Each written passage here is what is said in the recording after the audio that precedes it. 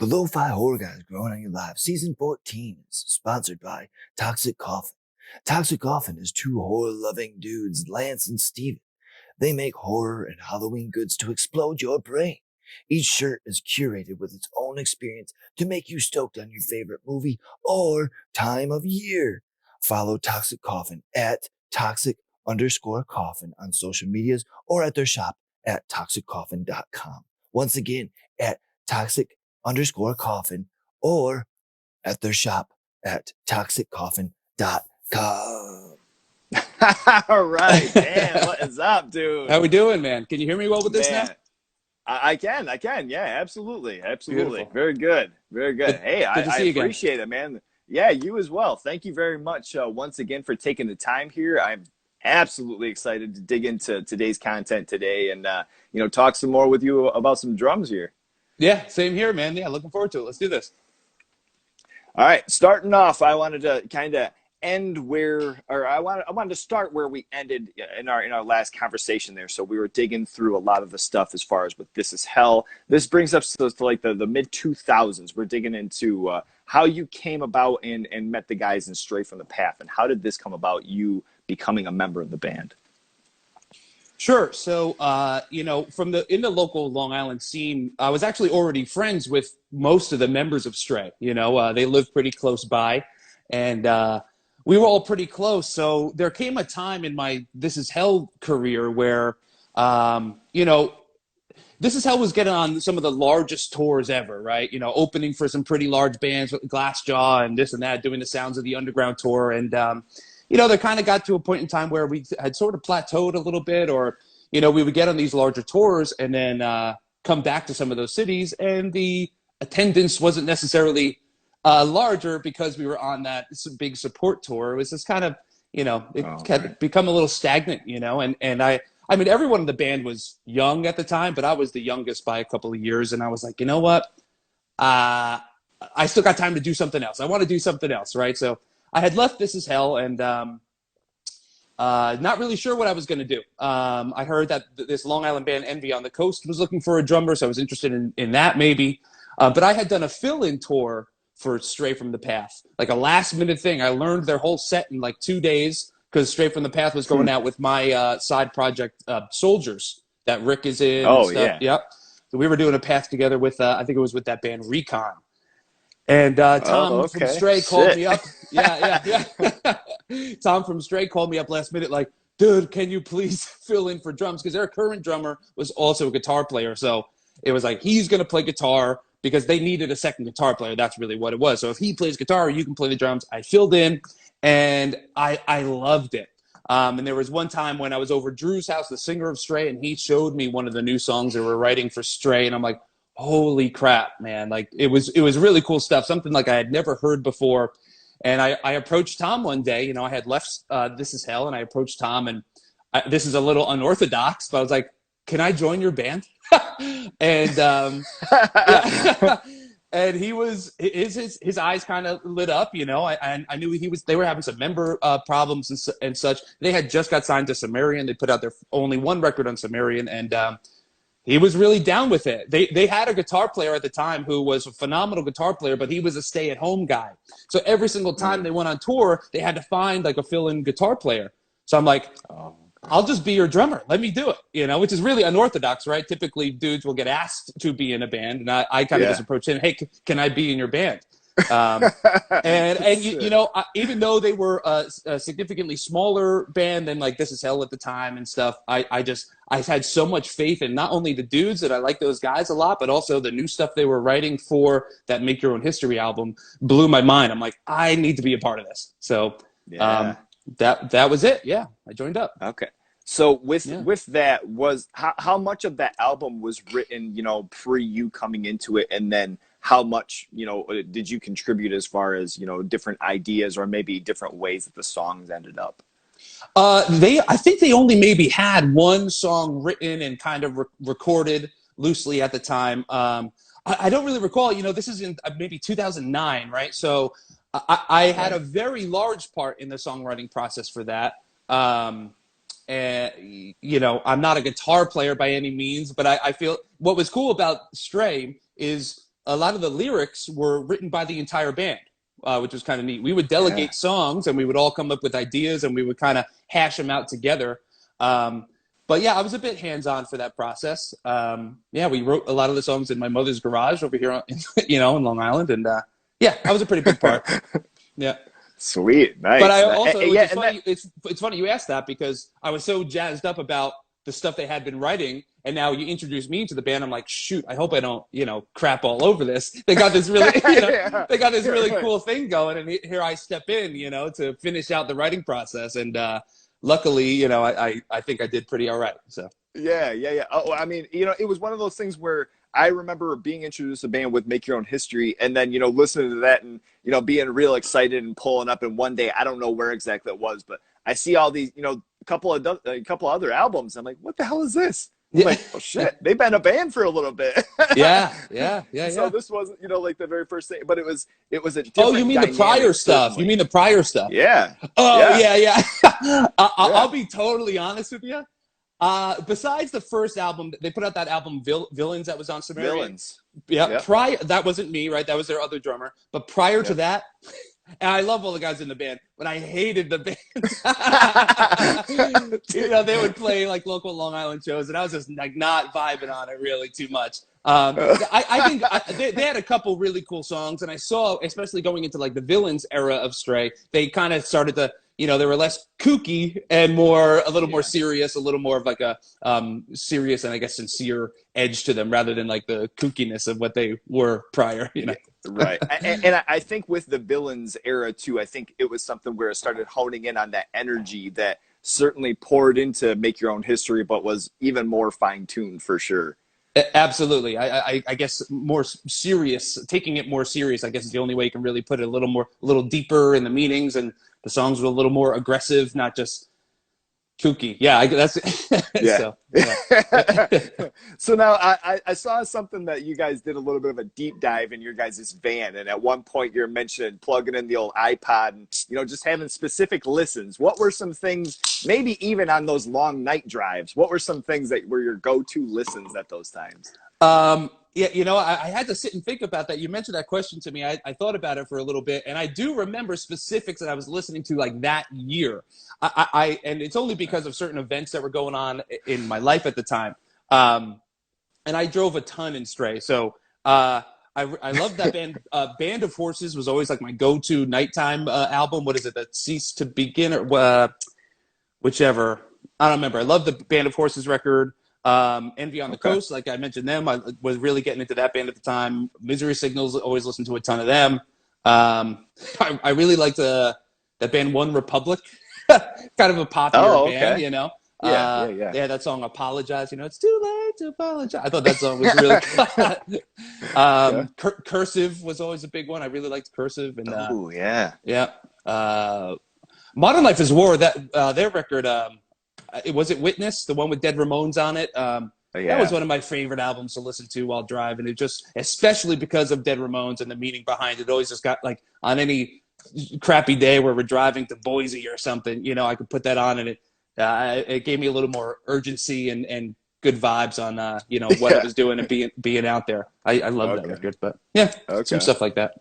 Yeah, some of the slower stuff kind of takes me, a little off guard as far as with those night drives, because man, that's like the stuff that puts me in just real laid back mode. Yeah, I mean, you start drifting off while you're driving and shit. Well, fast forward to 2021, and I have a severe energy drink addiction, and it's because of exactly that. I drove in Straight from the Path. I drove. I'd say 99% of the time I drove. We in This Is Hell, we had been in a van flip, and I kind of suffer from a bit of anxiety, right? So it was really difficult for me to lay down on a bench in the van while someone else is driving. Because like when we were in This Is Hell, waking up to your van tipping over in the middle of the, snow-covered, field somewhere was terrifying, And then actually it happened with Straight from the Path as well. Almost an identical accident. I wasn't driving, but so I drove 99% of the time and drank a ton of energy drinks. That's when I kind of got turned on to it, and here I am all these years later. It's bad. It's bad. Oh, okay. I was gonna say I thought that would have been Rick that would have gotten you hooked on your addiction to those. Well, that's funny you say that, because maybe he kind of did, actually. When he introduced me to them, when he would drink them, I was like, okay, I guess I'm gonna try this out. And yeah. Now I see why you're jacked up all the time. Shit. Yeah. Well, him. I mean, it's like, golly, all the shit that you drink, and they just released a show just recently, and it's like something where they're like pounded energy drinks, and he's like, I've had 2 in the last like 7 minutes. Yeah. Holy shit, man. Yeah. This is hell actually had a sponsorship, if you could call it, from Lil Jon's energy drink. It was called like Crunk Juice or something.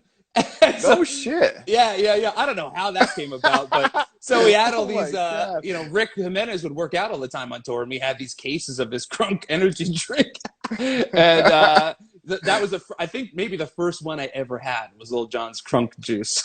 So stupid. My God, that is awesome.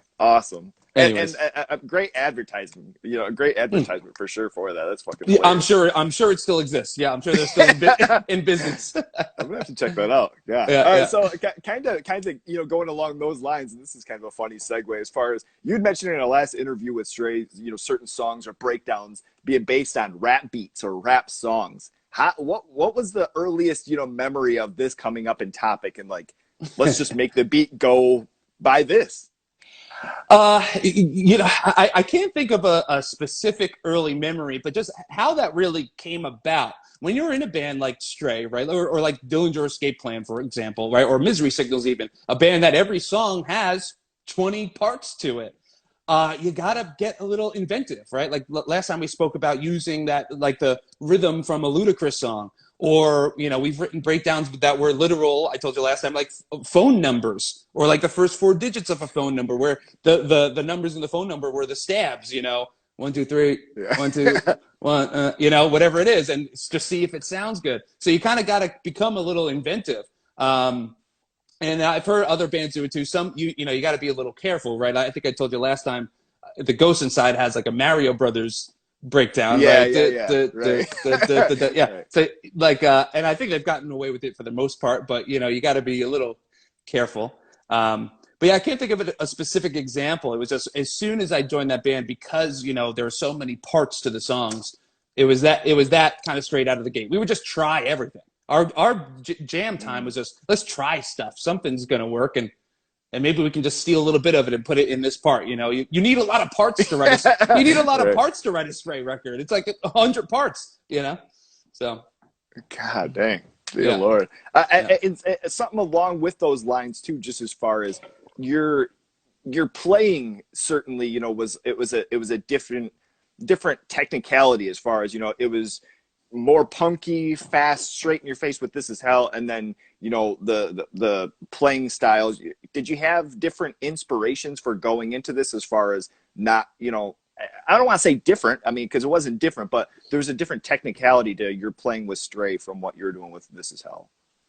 Absolutely. I was super aware of that, and super nervous about that. Like I said to you before, kind of not wanting to come into Stray from the Path and kind of crap on their songs that they had been writing already. 100% of my music career up to that point was playing fast hardcore, right? And I think, not tooting my own horn, but I think even in the fast hardcore scene, I was a little inventive. I would do some different stuff. But in reality, I happened to play in all these fast hardcore bands, but that wasn't necessarily my favorite style of music. I liked a good amount of bands in that genre. Comeback Kid is one of my all-time favorite bands, American Nightmare. But in the van, on any given day, or in my car on any given day, I'm listening to the Red Chord, Misery Signals, Dillinger Escape Plan, Between the Buried and Me, more that type of stuff. So that was always, Okay. So now that's another reason why I was so eager to join Stray, because when I did that fill-in tour with them, I loved it. Because playing fast hardcore, I could do all day, but when I'm playing these songs on stage with Stray, it was like, I had to think a little bit more. It was really pushing my abilities and my boundaries. So I don't think I necessarily had to change anything I did. It was just kind of a new breath of fresh air. I'd been playing fast hardcore at that point in time for like 9 years straight. And it was like, okay, look, I'm just switching it up. same drummer, same style, just doing different stuff. And there's maybe only, I can count on one hand the amount of Stray songs that actually have like a fast punk beat in it, you know? Yeah, right. So, yeah, it's fun. Yeah. And without your involvement through Stray, as far as the drum sound was always something that excited me, from album to album. It wasn't to say that it was completely sonically like way out in left field or kooky, crazy by any means, but it was always, maybe something a little bit with the bass drum being just hefty or the snare drum being really something. I wanted to bring us back as far as, the sound with bringing that over. Did you end up using a different kit from what you were using with This Is Hell initially, or was it still the same setup, just maybe a different attack? No, I had a new kit when I joined Stray. I got a new SJC kit. And what's fun about SJC, of course, it's a custom company. I forget if I said this to you last time, but my SJC kit is basically a 100% mock of a Pearl Masters, because I had a Pearl Masters. It was my father's growing up, and I loved it, the reinforcement rings, the sound, everything. So I just gave them the specs and said, hey, build this. But that's not to say, maybe I shouldn't say this out loud, I'm sponsored by the guys, but on every single recording I did, it wasn't always the SJC kit, There were some times where maybe I think my kit was fantastic. It looked great and it sounded great. And in a live setting, it was great. But there were some times where like maybe this DW kit would fit this album a little more. And not for nothing, maybe they just had it already set up in the studio. So it was a little more convenient, you know what I'm saying? So yeah, album to album, I kind of, it was half convenience as far as what kit I used, half sound. Most of the sound, I don't know if I'm sure you know this, but most of the sound you're getting from the mixing and the dials and stuff in the studio anyways. You can really switch up. You can make a trash can sound like a great kick drum on an album these days, But yeah, going into every recording, I was definitely aware and thinking about how do I want them to sound on this record? Which snare am I going to use? Snare is like the most important in my opinion. And even the cymbals too, swapping out cymbals and stuff. I was definitely very aware of that for each recording. Oh, okay. Yeah. And it's funny, like mentioning that too, because I think up until having these conversations with different people and doing a little bit, deeper research or whatnot on the topic, it's not all that uncommon, as far as like people like, I have this endorsement, I love this, but this was what was best for this record. For whatever reason, the sound was just, this was, what was fitting. And it's like, I mean, you have to still respect that, it's like, I love it. It's my kit, but it's like, this other one is slapping on this shit for some reason. Right. Yeah, and listen, the sponsors, what they really care about is that you're out there playing them live. They want you to, they want that room of 1,000 people to see the Zildjian logo up on stage or the SJC logo. That's what they really want. Also, in the liner notes of the album, it says Dan Bourke plays Vic Firth, Remo, SJC, and Zildjian. No one really knows what the heck I'm playing behind closed doors unless we did like a studio update, video or something. So that's all the sponsors really care about. But yeah, you're totally right. I'm sure the sponsors are happier with you having a great sounding album rather than worrying so much about, using their stuff at the time, Right. Yeah. So bringing it back, I guess, with Make Your Own History, tell us a little bit about the flag on the cover. The cover art was always something that was striking to me. And what was, maybe the first time that you remember seeing that and just be like, oh, shit, okay, like digging in a little bit of a story behind that. Yeah, sure. So the story behind that is it was kind of neat. When I joined Stray, they had just signed to Sumerian. I was a new member, and I already had like my endorsements. I was coming from Trustkill Records. It was kind of like it was kind of like a really cool new time for Stray. And I remember we were just chatting in the van. We were driving, and we were trying to come up with logos, like an iconic logo. Like, can we come up with something that, like the Glassjaw GJ or like the Bayside bird that they have, something that you could see the logo and not have to, the name doesn't even have to be on there and what the band is, right? And Tom, I was driving and Tom said to me, because I actually have, this tattoo here of the lighthouse. Oh, yeah. Okay. Right? That's so sick. Tom says, this might be kind of lame, but what do you think about something like your chest tattoo there, like a lighthouse, I'm like, oh, shit. Yeah. I mean, being from Long Island, of course, everyone uses the Long Island imagery and stuff, but I was like, yeah, I think that's really cool. It's iconic. We're from Long Island. Yeah. So we I think someone at Sumerian had hired someone to stitch up this actual flag. And we didn't even really tell them how to do it. The guy, if I remember correctly, the guy that stitched up that flag was really the one that we just said, like, a silhouette of a lighthouse similar to this. Maybe we sent him a picture of, like, my tattoo. And the guy stitched up the flag, and we're like, yeah, that's sick. Okay, that's it. And then that's it. Yeah. And it's still the logo now. Yeah, right. So a lot of people thought I got the tattoo afterwards, but that's really where it came from. Whoa, no shit. Yeah, I honestly never knew that. I thought I heard something, of the sort with the story before, and I never realized that came before that. So that's sick. Holy shit. And then they actually sent us the real flag too. They gave it to us. So we would have it draped over the bass cab every show, and then it got stolen. I think like in a show in Jersey, we were packing up and the flag was missing. So someone out there has the legit Straight from the Path flag from the Make Your Own History album cover. Damn. It's out there somewhere. Yeah. What a fucking bastard. Yeah, right? What a cool piece of history in the band to have. And I bet the guy probably doesn't even know. He maybe doesn't even like us. He stole it because he hated our set, Probably packed in his TV stand somewhere. Fucking asshole. Right. Oh well. So as far as early videos, so I wanted to dig into the Damien video and being on the rooftop and all that. What went into all of that, and how was that experience with the video? Yeah, that was fine. That was my first time doing a video with those guys, and it wasn't. There's not really much to say. Our buddy Connor, our bass player, is like one of his very close friends who became our buddy.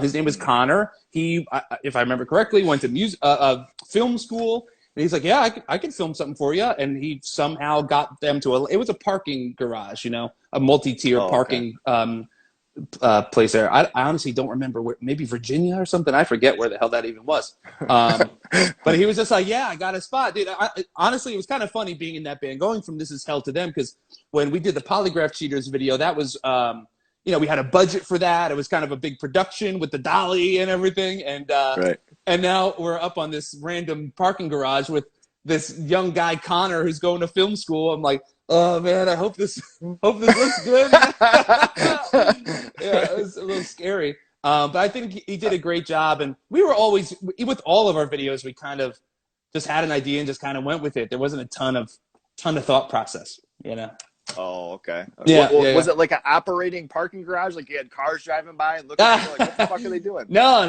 I think it might have been a Sunday or something. I don't remember, all those buildings that were around us. I don't remember seeing a single person around that whole day. It was a funny experience. You see a lot of metalcore, hardcore videos where they're playing in a warehouse, and they do that on purpose because that's a location where no one's around, so they can make all the noise they want. Right. We're literally banging away, blasting the music on this rooftop, and no one said a thing. I think we had a permit to do it or had permission, but yeah, there was no one around. It was kind of bizarre, almost like a zombie movie kind of vibe. Shit. There was no one around, Yeah. It was neat. Damn, okay. Yeah. Nice. What was your personal favorite song that came from that album? Probably Black Anchor, which is towards the end of the album. It's the slowest song on the record, and I remember when we were writing, and this happens a lot in Stray. This happened a lot in Stray. I say happens like I'm still in the band. It happened a lot in Stray where we'd be writing something and we'd go, why don't we just write a song in this style? Maybe we're having like writer's block that day, let's just write a song in this style, which is a little bit different than our normal style, what we would normally do. And with that one, I said, why don't we write a song that sounds like A Life Once Lost? Remember that band, A Life Once Lost, from Pennsylvania? Oh my God, yes, dude. Right, just something a little groovy, a little more headbangy, And Tom just busted out a riff, and we made it. It was kind of neat. So sometimes a little thing like that, and then same with on a later record. Maybe I'll bring it up. No, I'll bring it up now. On a later record, it was Subliminal Criminals with that song "Outbreak." We were in our jam room, and we go, why don't we write a song that sounds like old Beastie Boys? And I kid you not, we wrote it in like 2 minutes, and it became like the single from that album. Oh my God, that's so sick. Holy shit. That happens a lot in the band. Let's just write a song that's like this. Oh, same with Snap. Let's write a song that's fast and like convergy. Okay, Dan, you got any drum beats? Yeah, okay. And I did it, and we wrote the song in like a couple minutes. We did that a bunch. It was weird. So a lot of the songs that we spent the most time on turned out to be like our least favorite songs on the records. Damn, that is unreal. I mean, and it's funny hearing that now too, and thinking back to like Black Anchor or Snap. Snap is just one of those things. That was something I was actually going to kind of focus on with the later album. You can bring that up later. But that track is just that in and of itself. I mean, I can hear Converge now, but Jesus, what I remember the first time listening to that, I'm like, what the fuck is he doing? Like, this is insane. Well, thanks, man. Thank you very much. I love that. So bringing it back, so going to the next album here, we had Rising Sun. What can you tell us about? Was this your first time working at the machine shop and working with Will? It was, yeah. That was the first time of many. Every single album from that point on, we did at the machine shop with Will, or what's now Graphic Nature. Graphic Nature. Yep. Yeah. So yeah, that was our first time there. It was the first time actually working with a producer, which I wasn't super excited about. I was kind of excited, but I hate when someone steps on a part of mine or something that we're doing. If we have a good feeling about something and he chimes in, but Will, more or less, it was a great time working with him. Of course, that we continue to go work with him, and he became the unofficial fifth member or sixth member of the band. At that time, I think we were 4 or 5 members. So yeah, that was a great experience working with him. Yeah. Nice. Okay. Yeah. That was kind of along the lines of asking that, as far as that's one thing that I've always heard working with Will, is that he's very in your face, very uneasy to actually admit like, oh, this is amazing, or kind of inspire or anything like that, and especially going in and playing drums. I didn't know if that added a little bit of pressure, or if that was just something that more or less fine-tuned your playing for the performance. Something that I've always had an issue with, I think, and I still deal with it to this day, is overplaying. Sometimes I think I overplay. Oh, okay. I have a really tough time just doing a simple beat if it suits the song well. And I listen back to all of the records I've ever recorded. I'm like, what am I doing there? Like, I'm just, what am I showing off? Like that part just could have just been, it just could have been that, so that, and that's why I really, the part that I liked about working with a producer was someone to say, dude, chill the fuck out, Okay. Or like, hey, that big, 2-minute long breakdown at the end. That's, the parts change a little bit. Maybe let's cut that down into a minute, So those sort of things, were great. Even, he basically, we just kind of used him more or less to be a new brain in the band, to come up with new parts. And being that he works with so many bands and he just has an incredible knowledge and sense of music, it's like, yeah, there are parts from Stray Records that are just 100% Will. Like, Will said to do that, so we stuck it in there, and it made the song from a 5 to a 10. So yeah, I loved that, and I learned very quickly that he wasn't going to step on our toes. He was like there with us and had the same goal in mind. Okay, yeah. Nice. Yeah. I was trying to say earlier, hard to impress. That seems like what a lot of people say. He just really pushes and pushes until like you're there, but it's like it seems like it'd be a little bit of a stressor, Yeah. He's not the one to jump up and say that was great, buddy. That's certainly not that type of produder. It's like you can look into it didn't suck. Yeah, right. Yeah, that was good. All right, moving on. Nice. Yeah. With certain parts, even like Mad Girl, the breakdown, or the heavier part that you get a little wild and you're playing on that. Were there certain aspects to this album that you remember? And you kind of touched on this a little bit, going in and writing and maybe dialing back a little bit, or hearing something back and being like, well, maybe I can try and do this a little bit differently, rewriting. There's nothing specifically I remember. Again, this was like 11 years ago. There's nothing specific that I remember rewriting. I mean, I could listen to the album today and tell you probably a good 10 parts that I'd probably want to rewrite a little bit, maybe a good 20 parts. And I just listened to Rising Sun the other day for the first time in ages, But yeah, at the time, no, not so much. And although we were working with the producer, that was like the Stray's world, right? We just came up with parts and stuck them in songs, and they kind of ended up flowing. And then Will would come there to really help it flow a little bit better, make the transitions a little bit better. But I'll be honest with you, we would write a part, think it sounded cool, and we'd stick it in, and then we'd go record it. There wasn't a ton of there wasn't a ton of real fine tuning going on, and that's kind of what I like about those earlier albums is.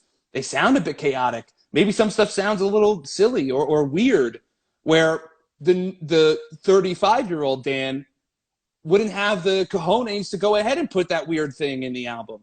Where the 23-year-old Dan was just like, yeah, sick, you put it in there. And those are some of my favorite bands. Some of my favorite bands or even albums are old demos where you hear mistakes, where things aren't perfect, where the timing is off. That's some of my favorite stuff that I listen to today.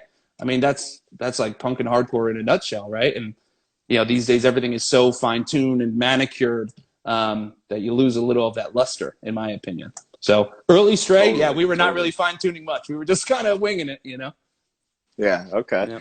I think I appreciate too, even further on, with doing a little bit more of like a fine-tuning or a it's studio production, if you will. The thing that was always so sick was that energy was always still there. And it wasn't something by just fast tempos. It was like the energy and the playing, like that shit just remained through and through. So, I mean, that always showed through for sure. Well, thank you. I think the chaos of the constantly changing parts, I think, I was always a very heavy hitting drummer too. So especially in a live setting, I'm literally playing my heart out, I think Drew's voice certainly added to a bit of the, more of a higher pitched scream than he had, certainly added to the urgency and the I don't even know what the word for it is, but I'm glad to hear from you that you think that, shine through on the albums themselves rather than just a live setting. So cool to hear. Yeah, totally. Totally. With one last thing with Rising Sun I wanted to touch on was that there was a B-side that you guys did, Vietnam from Rage Against the Machine. Yeah. Which actually was like maybe a year ago or so that I first heard it. Like, I didn't even know that it fucking existed. And I was like, holy shit. Was there any other talks of other songs that you guys wanted to do, or was that just like, we're going to do this and we're going to get that done and out of the way? If I remember correctly, we did two at the time. The other one was Green Day. What was the song? Basket Case. The first song on Dookie. I don't know if you heard that one. I've never really heard that. Everyone hated it. Yeah, everyone really hated it. Yeah, that might be why, Yeah. I think, consider Stray's age, the age of all the members, right? Okay. And then consider our fan base is, for the most part, at least 5 years younger than the members of the band, right? So I kind of got it. And I was thinking maybe it was a silly move on our behalf to think that our listeners would see a Green Day cover and think it's cool, because a lot of that generation, Green Day to them is American Idiot, and so we did a song from Dookie, which was as a whole like one of our favorite albums, and thinking it's real cool, and no one gave a crap about it. But it's on there. It's on the internet see somewhere. If I can find that shit. Yeah. But that's it. Yeah, I think we threw a couple of like potential covers around, and those were the two we picked. And I think they came out at the same time, if I remember correctly. That was it. Okay, nice. What was it was your Burnout. My buddy Joe just said Rising Burnout. Sun? Not bad. It wasn't Basket Case. I'm sorry. It was Burnout. The first song on the record. Oh yeah. Okay. Yeah. Mm-hmm. Oh damn. Yeah. See, I mean, Basket Case might have been a little silly, but I want to hear that shit. I was just mixing the names up. I knew it was that song. I just forgot what the name was. Yeah. Oh, nice. Yeah. Nice. Yeah, I'll have to find that shit. All right. Yeah. What was your personal favorite that came out of out of Rising Sun? Rising Sun. What was? What the heck was my favorite song on that record? Hold on one second. I'm pulling up my iTunes. Quick story while I pull up my iTunes. You know, we talked about the flag from Make Your Own History. Yep. The album title, Rising Sun, we got same exact situation. Me and Tom in the front seats. I'm driving. We're driving through Baltimore, and there's a highway sign. The name of the town was Rising Sun. And I go, what do you think about calling the album Rising Sun? He goes, yeah, that's pretty sick. So, damn, yeah, that rules. Holy shit. It kind of it made sense though, you know, with the we had the lighthouse now, and with the kind of the Long Island and beachy place that we grew up in, it kind of fit a good amount. It also fit some of the themes that we were writing about. So yeah, it was just from a highway sign. Kind of silly. And not only did it become that, the highway sign became the album cover and the opening track, Rising Sun, and we would open every single set with that song, and the lyrics in the song were Rising Sun a bunch, you know, and it was from a stupid highway sign in Baltimore. I think I Remember, not a fan favorite, but the song I Remember on the album was my favorite. It had some unique drums, even for Stray. It had some unique parts.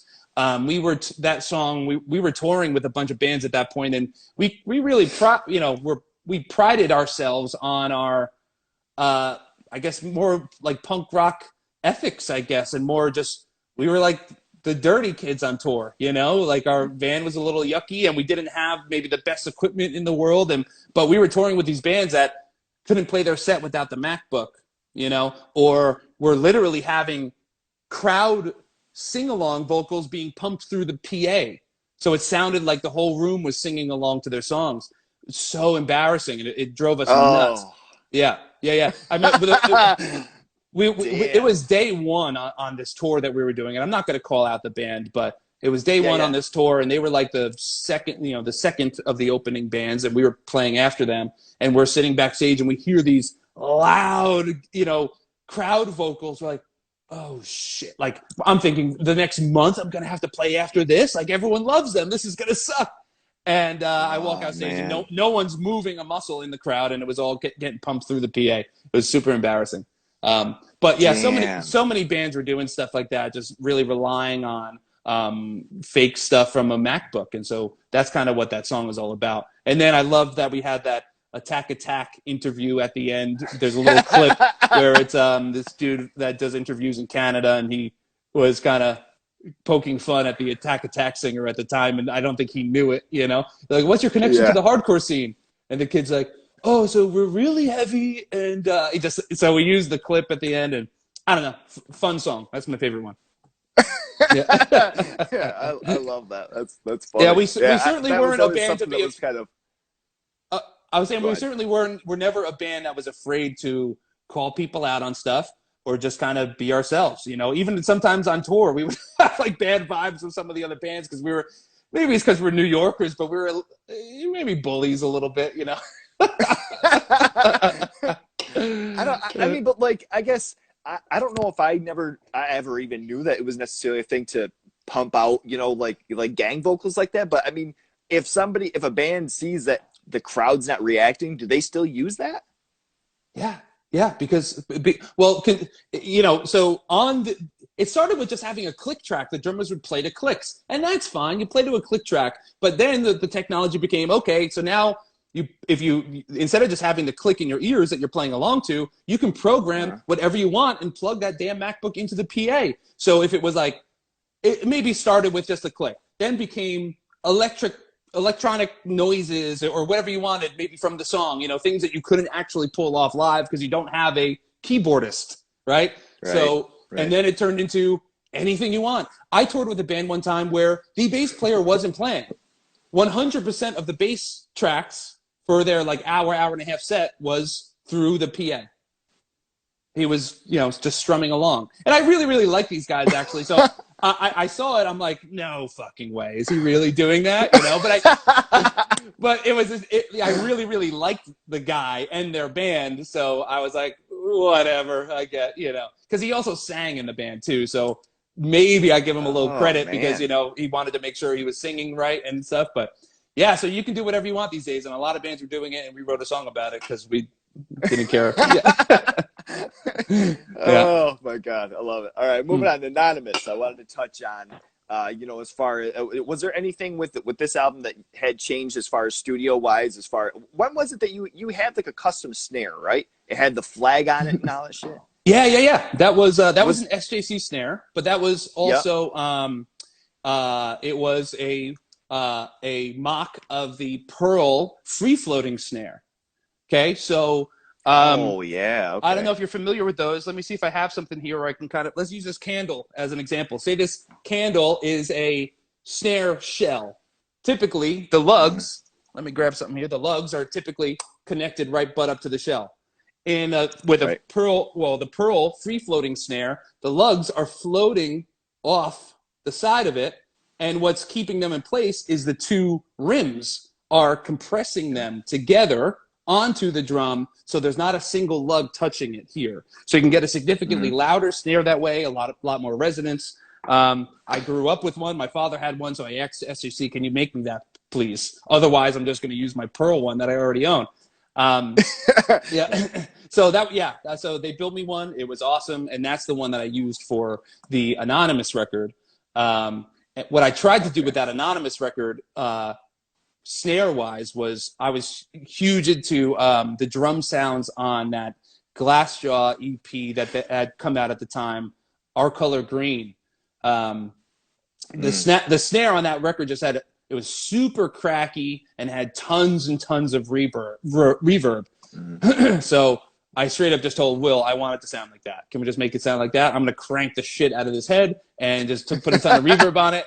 And I still think the snare sound on the Our Color Green EP sounds significantly better, but that was my good attempt. That was a solid attempt to try to rip it off. Yeah, totally. Yeah. I mean, yeah, definitely sounds sick. As far as that album, I wanted to, first off touch on Landmines. There was initially a single that came out, and then when the album was released, it was different. I think maybe even a little bit longer on the album version. What was it with the difference between the two? Yeah, there may have been a lapse in time where we were writing a record, and it's not a bad idea sometimes for bands to, of course, just put out some material in the interim between tours or between album cycles. Just put out something. That's why bands put out like EPs and 3-song EPs or this and that, just to keep people interested, or just here's what we're working on. So that's what we had done. We went to the machine shop with Will, recorded that Landmines single, and then re-recorded it for the album version, because the recording session for the album was 2 months later, or however many months later. So had we just, and I didn't use that snare on the single version. I just used all the drums that he had at the machine shop. So had we just used that single version for the album, it would have been this really, really cracky snare for every single song, and then then that one track would have had this weird different snare, and there were some different parts. And we already knew the song like the back of our hand, so re-recording it for the album took maybe half a day. It wasn't that big of a deal because we had already done it. So that's all, just because we wanted it to match, sonically match the sounds from the rest of the album. Okay, gotcha. Yeah. Gotcha. I was trying to think like relatively as far as like when that single was actually released as opposed to the album, and I couldn't really hone that down. I didn't know if it was something where there was just something that wanted to be changed. But I mean that totally makes sense. As far as having something that you just recorded to have out for fans, and then you're doing an album and it's not going to match up. It's like, well, we got to redo it. Redo it, yeah. Exactly, yeah. And I don't remember how much time had lapsed, but yeah, we just had to redo it, and that's fine. We always enjoyed our time at the machine shop anyway, so and especially when something like that in your big long list of songs that you have to record, when you have one on there that you can consider the easy one, like we already did it, that's something we can bang out on a day where maybe we're a little burnt out with each other and stuff. It's nice to have that one song that you can, so. Okay. Yeah. Okay. Or I didn't know if it was something like, on Broken Wings, who, they just kind of like to have the same, maybe 1 or 2 tracks, each album that they go. I don't know are you familiar with On Broken Wings? Yeah, absolutely. And I totally forgot that that's the thing that they did. Yeah. It's like every album is like the same one or two songs that are still on it. Right. Well, when it works, right? Don't don't get rid of a good thing. Yeah. Yeah. Still loved them, certainly. But okay, totally. Moving on with the Black Friday filming. As far as like the video for that. Maybe not even inspiration, but just your memory of filming that bad boy. How'd that all come up? Yeah. We were just on tour in Europe with Architects and North Lane, and I think maybe me and Anthony, our bass player who had film equipment, just kind of came up with this idea. Let's have them like beat us up and steal all of our gear. Have the other bands beat us up and steal all of our gear as like about how crappy people can be on like events like Black Friday and stuff like that, So yeah, it was fun. It was a little tough on a day off. That was at a venue. So that was I forget the name of the venue in wherever we were in Europe. I forget what country even. Okay. But we had just played that venue the night before, I think. Or we were about to play it the next day. So we had a day off, and we convinced the guys in those bands to do this with us, which is really tough to do on a day off on tour, to try to get everyone from the other bands to help you out with a music video. Now, they just wanted to chill out, But they're all super. They were all we were having a great time on that tour. They were all, still to this day, some really good buddies of ours. And it was just fun and really low budget. The venue let us use it. Anthony, our bass player, already had the equipment. So we just kind of did it. It was fun. It took us maybe 2-3 hours. I don't know. Typical Stray fashion, nice. Just like throwing something together, and seeing what happens. Yeah, I was going to ask about the venue just because I didn't know if that was like right before a video or if that was, not a video, but a show, if that was. But I mean, that's cool that they let you, use the spot for a little bit as far as just getting something filmed. Yeah. It's really nice of them. We were doing it was like a bus tour, so our bus was parked like right outside the like loading dock, so we kind of just went back and forth. It was super comfortable, and we just had free reign of that area for the day. They didn't give a shit. Nice. Nice. So what ended up being your favorite off of Anonymous? Let's see. I'm gonna pull up the old iTunes here. Thank God for that shit. I've got so many times that I fall into that same situation. Like, let me look here. Probably Radio, which is the third track on the album. Oh yeah. I think the chorus on that record was really something unique to Stray and Stray's sound at the time. The sentiment behind the song, like the lyrics, were like a personal thing that happened to me. Like basically, so long story short, I was at a family reunion, and my great uncle, who I maybe had met once, was like, "Oh, I hear you do music. What's He was kind of being condescending. He's like, who was successful? The Stones, they were successful, and he's kind of really being condescending. I'm like, well, I guess it's how you gauge success, man. And this is maybe a typical thing to speak about, like being successful as a independent musician and stuff. But the thing that really got me was when I got back into the car with my mother. I said to her, I was like, uncle, whatever his name was kind of being a dick. He was talking about that I wasn't gonna make it and stuff, and like unless you were like in the Beatles, And my mother mother laughed. She goes, "Well, I'm sorry he said that to you, but what's funny? He used to be a singer, and he went on to not pursue it and joined his father's construction company. So it's probably really some deep-seated like a bitter jealousy and bitterness. Yeah. So we kind of wrote Radio kind of around that theme of what is success to you? I consider myself pretty successful. I didn't have I don't have a gold record or anything, but so literally that song is basically speaking to that guy or that person in your life, whoever that person is that has a different idea of success than you do. So I love that tune. All of my favorite songs were never the crowd favorites. We played Radio for one tour, and it really didn't pop off like we maybe expected it to. But that's fine. Really? Wow. Yeah. Okay. I still like it a lot.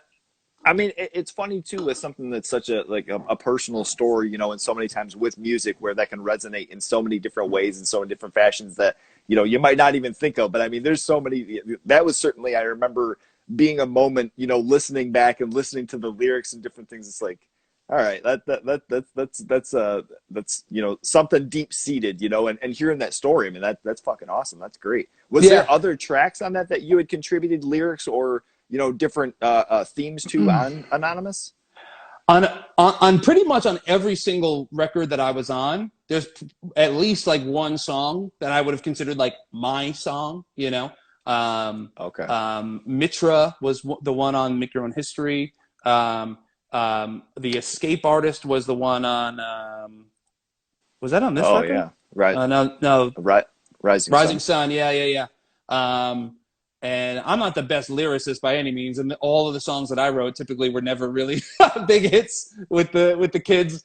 But on specifically on Anonymous, I mean, like I said before, because we all wrote things as a unit, there are lines of mine in every single song. You know, there are ideas of mine in every single song. We would do like the Metallica thing where, you know, they would all sit and like write to a song, you know, together. Right. Someone would come up with a theme and come up with like the main structure or whatever, and then we'd kind of all chime in with like maybe, you know, we'd put that theme's, you know, hat on and sit and ponder and come up with, you know, lines that we thought were cool. So yeah, there's like a little bit of me sprinkled in every single song. There's a little bit of every member in every single song. A lot of things, a lot of what I used to do too was just straight up steal lines from other bands that I liked. And to me, it's like, oh, it's an homage, you know. But nice. I stole like a Say Anything lyrics. I stole Choking Victim lyrics. Oh shit! But you know, maybe switched them around a little bit. But yeah, just because they're cool and they're an homage. And I look at it this way too, because I used to like this as a music fan myself. I used to like when I would see things like that in the music that I listened to, almost like an Easter egg, right? In a video game, like a little Easter egg. Maybe someone would pick up on like, oh, that's a Choking Victim line. That's cool, you know. I think that's fun. Nice. So. Yeah, hell yeah, absolutely. Yeah, you know, and I think some of the people that dig into certain things or might hear that and might get salty about some shit, it's like you're taking things too seriously. Like this is all supposed to be fun. It's all supposed to be, you know, a good time. That's where bands end up kind of diminishing and falling out, you know, when that sense of fun or that sense of, you know, urgency and youthfulness to it, you know, disappears. It's like, well, what are you even doing that shit for? You're just taking, you know, making it work now. Yeah. I agree. And you know, like any band member will tell you that's been in a touring band and doing it for a long time, you know, you can have the best job on earth, but no one wants to eat cake every day, right? The cake will get old eventually, and things do become work sometimes. So you always have to do your damnedest to try to remind yourself to enjoy it and have a blast while you can, you know.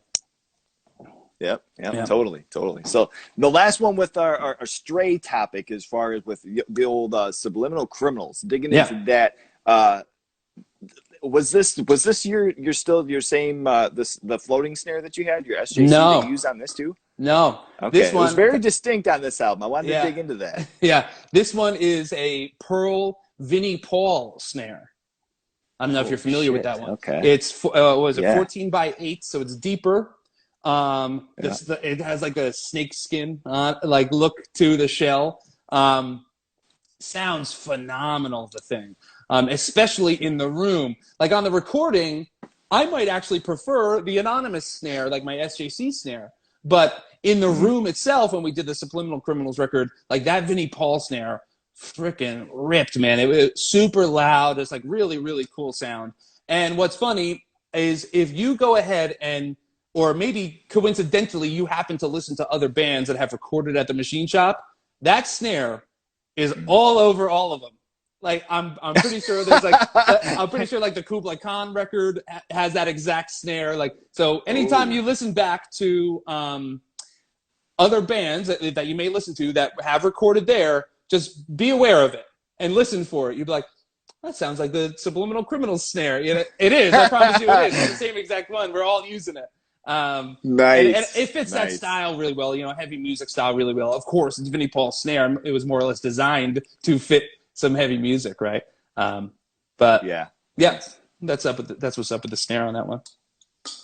Okay, I dig that. I dig that. The first track I wanted to dig into was DIEPIE, Die Pig. Yeah. Dig into that a little bit. What were earlier memories as far as maybe the inspiration or writing that track, drums or lyrically even? Yeah, lots sure. to ask about in that one. Yeah. So a lot of just to be clear to our audience here, it's not about killing cops. It's not calling cops pigs. It's about calling like predatory men pigs, right? And this was right after the time when what's his name, the dude from Lost Prophets, was like touching babies and stuff. And then we heard the thing with the front porch step guy that he was talking to a lot of young girls, and so on and so on. This has happened a ton since we wrote that song.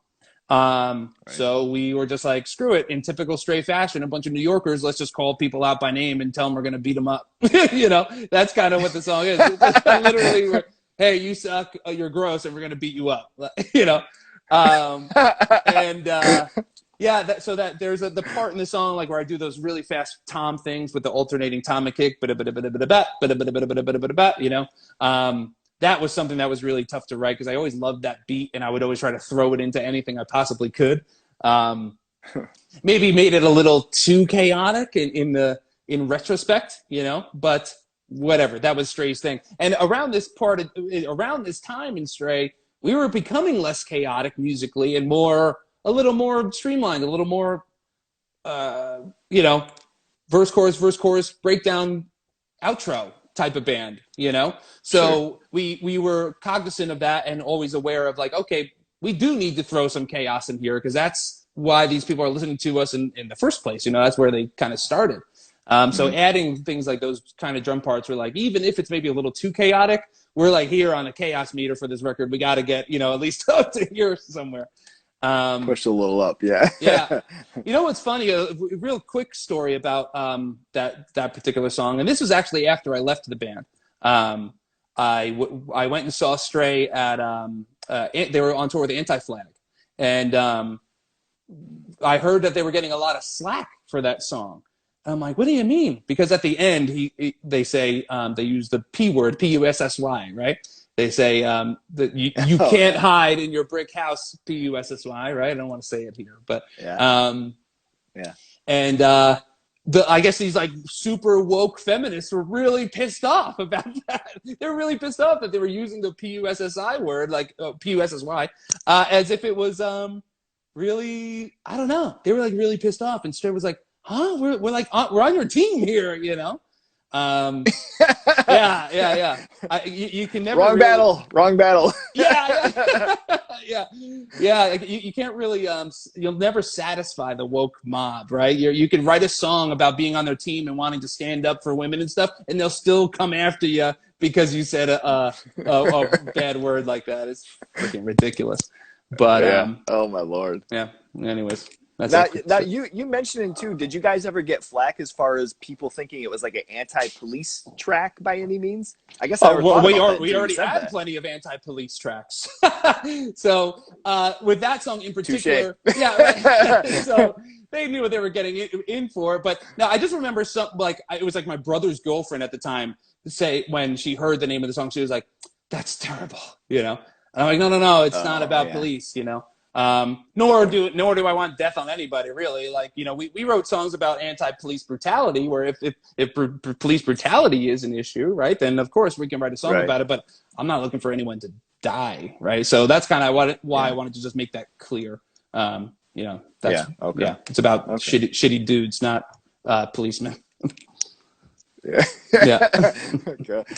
So with a track of like the Futurist sound, I wanted to dig into that one because like such a sick. I'm trying to think. I think there was something on Anonymous that was a little bit slowed down too. Maybe I'm wrong on this, but that song was like, where did that come from, and how did the guest vocalist come for Futurist sound?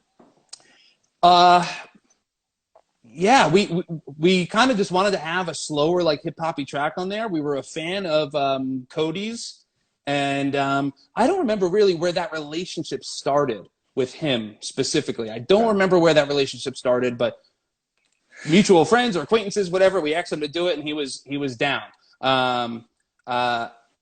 But yeah, it's that song's kind of a bit of a Nas ripoff as far as the beat is concerned. That was probably the most difficult song to record for that record, by the way, drum wise.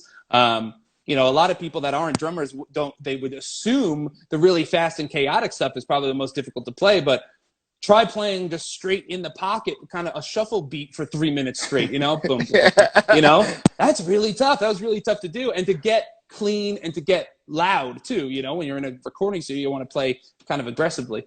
Yeah, right. So I absolutely love that song. I think it's such a cool breath of fresh air in the middle to like late record to kind of get you into things. I love when bands do that, you know, sprinkle a couple different sounding things into the album so it's not just one, you know, straight, you know, sonically just one sound throughout the whole thing. And he's an incredible, you know, hip hop artist too. So yeah, love that. What a cool voice he's got. Cody Beware, right? Yeah. Yeah. Okay. It just came to me. I'm embarrassed that I didn't have that at least written down and remember, because that was always one of my favorite tracks on that album too. But yeah, I mean, and you mentioned that whereas kind of a little bit of a breakup too, and maybe I'm wrong. Maybe it was just his album that was like the first kind of like spot where, you know, it was right in the middle there, and there was just something a little bit more hip hoppy that appeared. But yeah, that was certainly a sick moment. And I absolutely love that. That was a cool track for sure. Thank you. And then last off, you know, mention it on Snap. So you guys mentioned something about maybe a little bit more chaotic, a convergy type beat. You know, did you just sit down at the kit and slap that out? Or? Literally. Tom said to me, Will Putney maybe said it. He goes, you guys really should do like a fast song. And Tom looks at me, goes, you got any beats? And I go, sure. And I just did that. And I had that first song on that Converge record in my head. There's a first song on a Converge record that starts with drums and toms and stuff. And I had that in my head, and I just kind of went. That was like my kind of me just in that mindset. I came up with something similar. Of course, I'm very, very much used to playing a fast beat. You know, I've done it for 9 years before I was in Stray. So, yeah, so that literally just popped out of my head, and we wrote the song to it. That's it. There was, like, I didn't really rip that from anything. It just kind of came out. That's all I got for you. Kind of a crappy story, but it just came out. Yeah.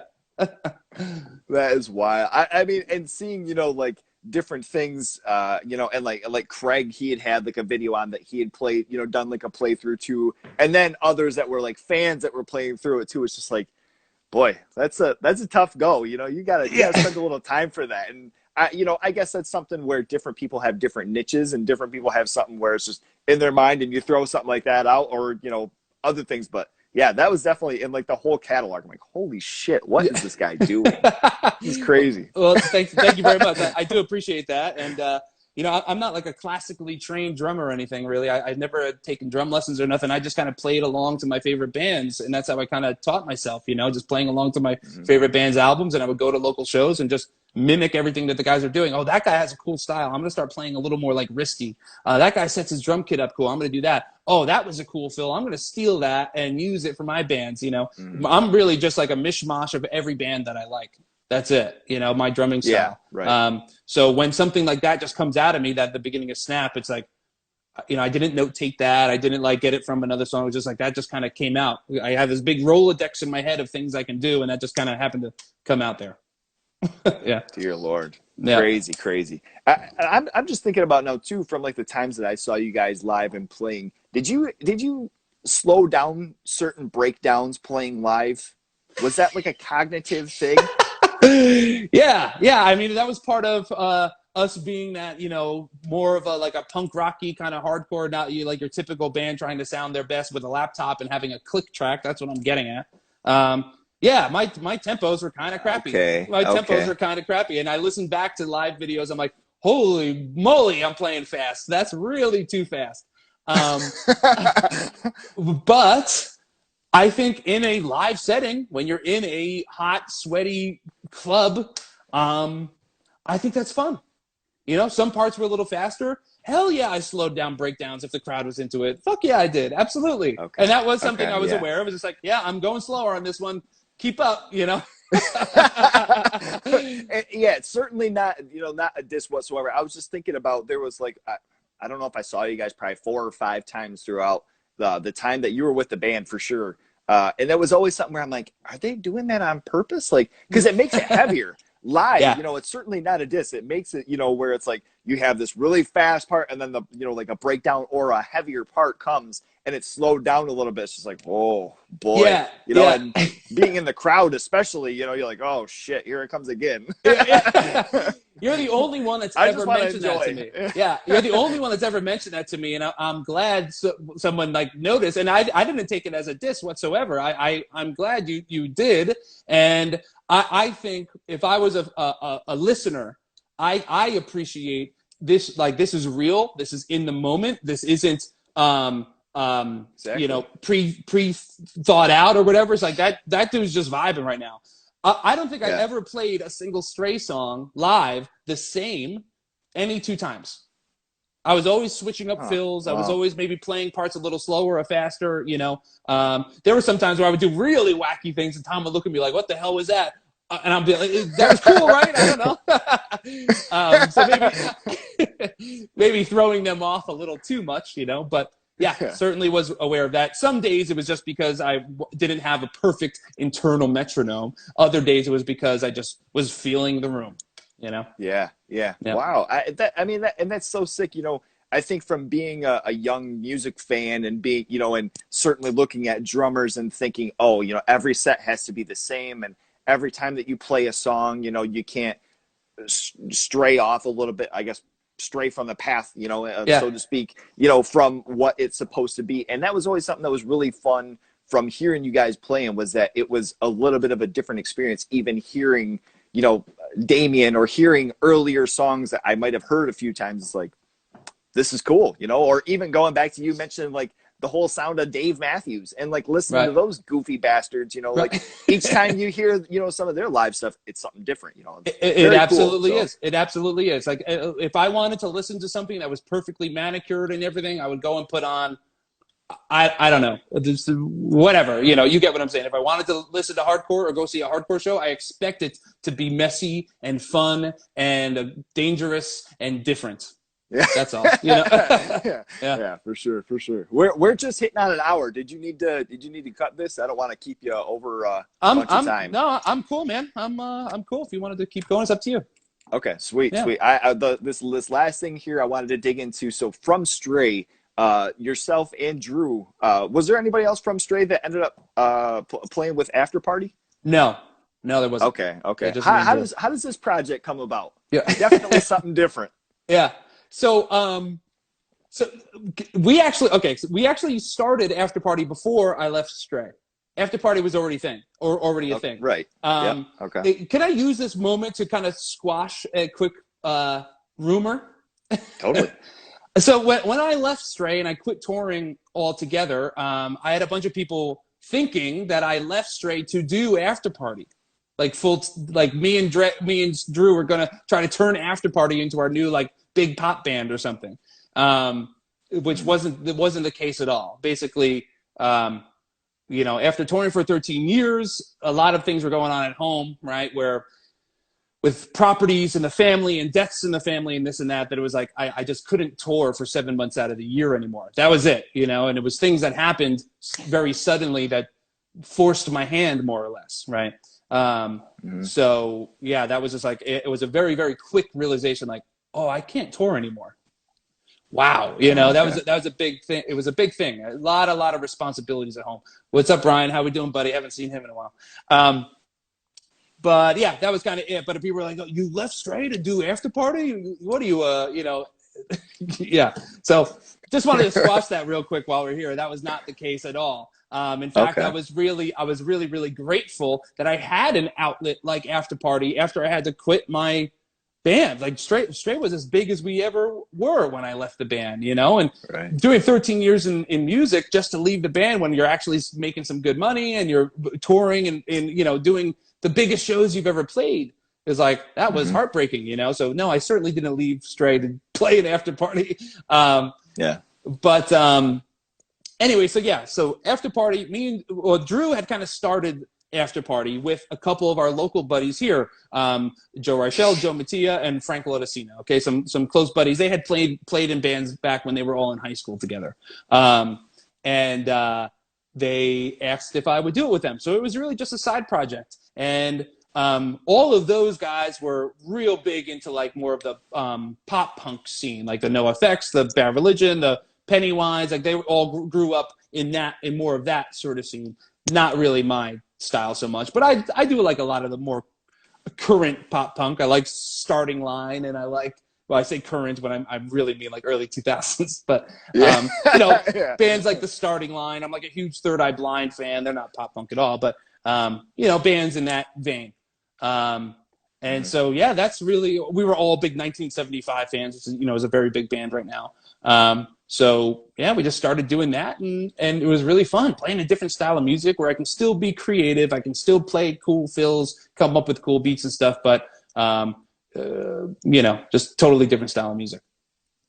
Something I could show totally. My mom and her not be so disappointed in me.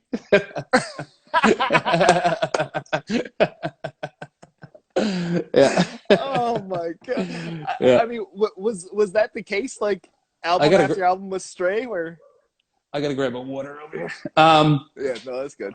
Yeah. So, I had this conversation the other day. It's like, no matter, This Is Hell was on MTV, and we would play in Europe and stuff, and Stray, we had we had what Anonymous was number 40 on the Billboard charts.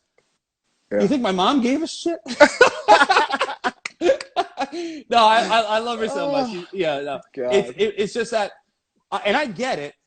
Playing really aggressive music like that, no person above the age of 50 or 60 is going to believe that that's ever going to become anything, right? So when I showed my mom Afterparty, she goes, "See, Danny, like, why don't you play music like this?" Or like I would play something in the car, like a local Long Island band that happened to sing, and she's like, "Why don't you play music like that?" I'm like, "Mom, my band is literally 100 times the size of this band, and you don't get it,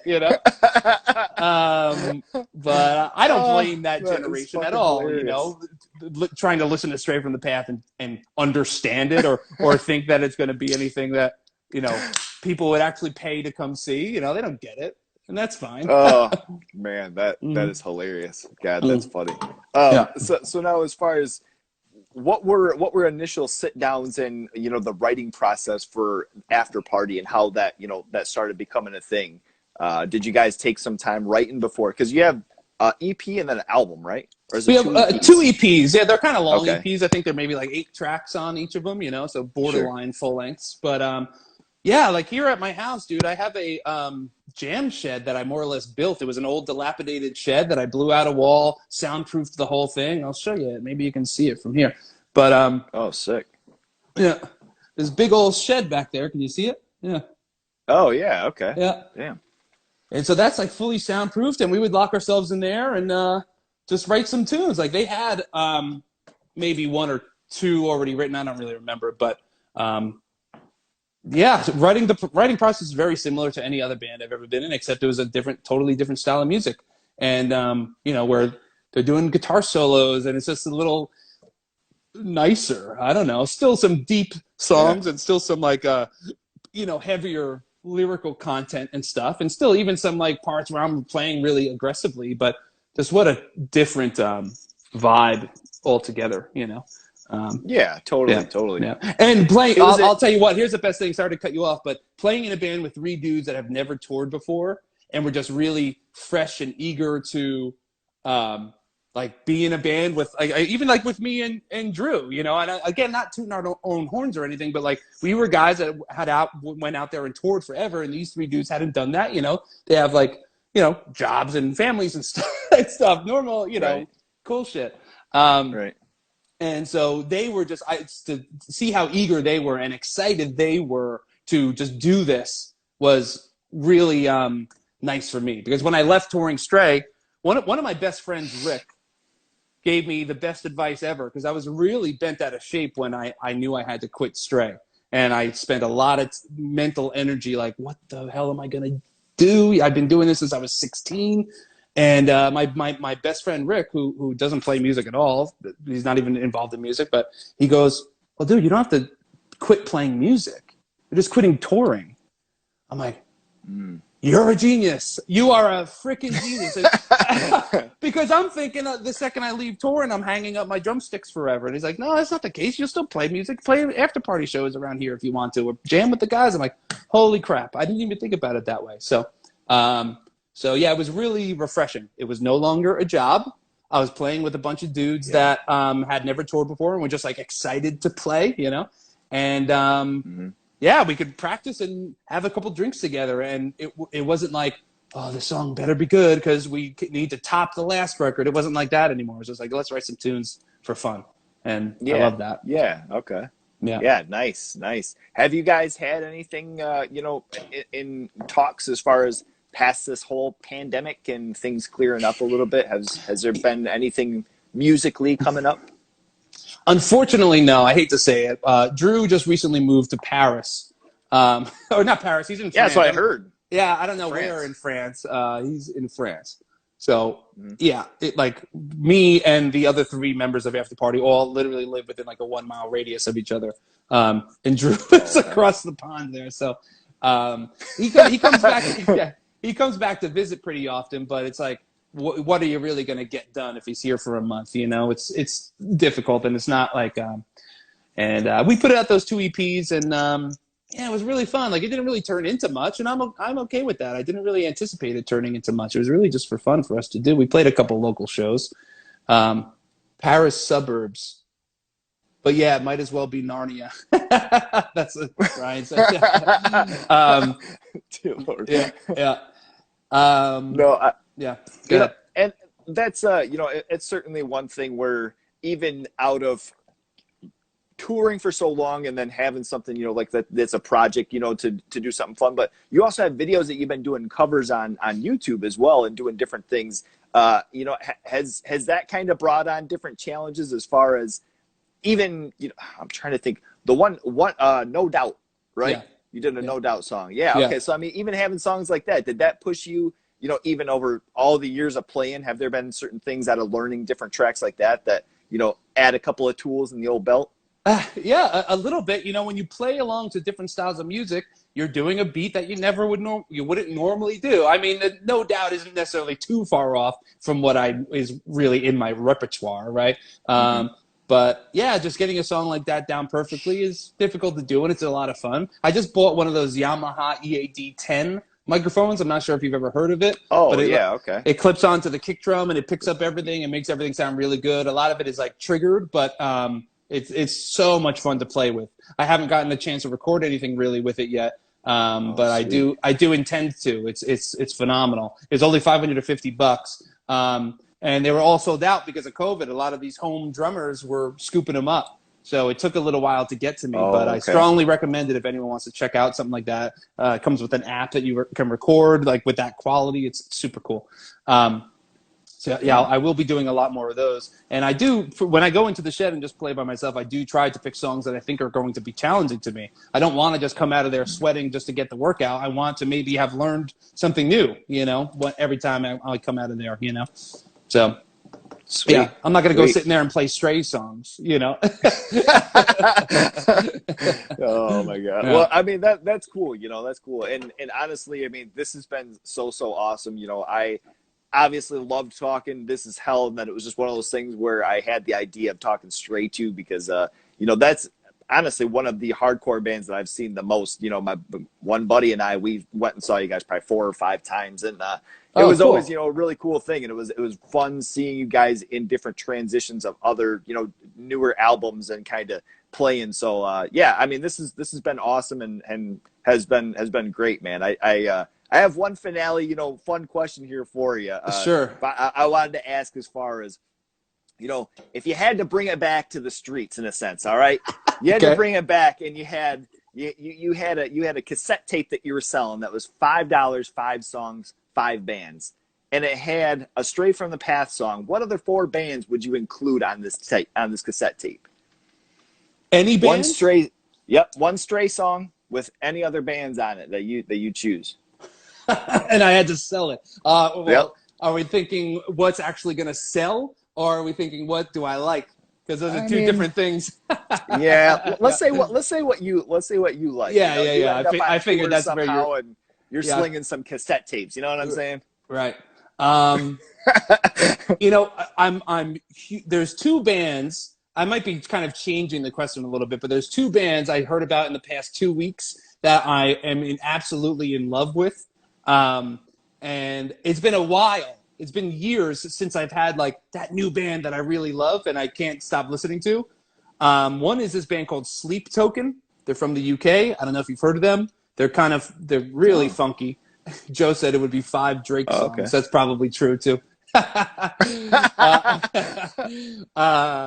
There's this band Sleep Token. They're from the UK. They're really cool. Listen to the song called The Offering. Oh, coincidentally enough, their album is called Sundowning, which kind of pissed me off. Weird. Yeah. I want to like you, but goddamn it. Yeah. After I heard how cool the music was, I was like, all right, I'm over it. Yeah, nice. And there's this other band called Belmont. I don't know if you've heard of this band. They're kind of like a pop punky version of that band Counterparts. Okay. They look like a bunch of young kids. I'm watching their music videos. I'm like, all signs are pointing to me hating this right now. I should hate this, but I freaking love it. I don't know why. So I don't know. Sleep Token and Belmont, I think, are two really, really cool bands right now. Okay. But nice. Probably would be it would be a full album of Drake songs. Joe is 100% right. I don't think in the past, like 10 years or so, there hasn't been like a day that goes by that I'm not listening to Drake, as embarrassing as that is to admit.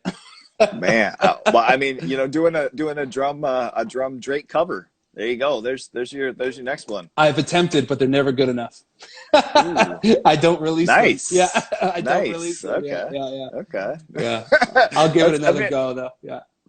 different approach, I'm sure. Shit. Yeah. Different challenge. Yeah. Totally. Look, man, this has been absolutely amazing. I truly appreciate all the time, and hopefully stay in contact. And if anything, conjure up something else and have you on again, man. This has been awesome. I really appreciate your time, Eric. I always really appreciate doing this and have fun doing it too. Thank you so much. And had a blast, man. Thank you. I guess we'll talk soon. I'll have to start another band so we can do this again. Hell yeah. Yes. There you go. Good energy. Good energy. Yeah. All right, man. All right. You take care. Well, take care, guy, my dude, Dan Bourke. Take care. Stay safe, man. Later, buddy. He's a lo-fi horror guy. Yeah, he's kind of a guy, but he is so lo-fi a horror guy. Yeah.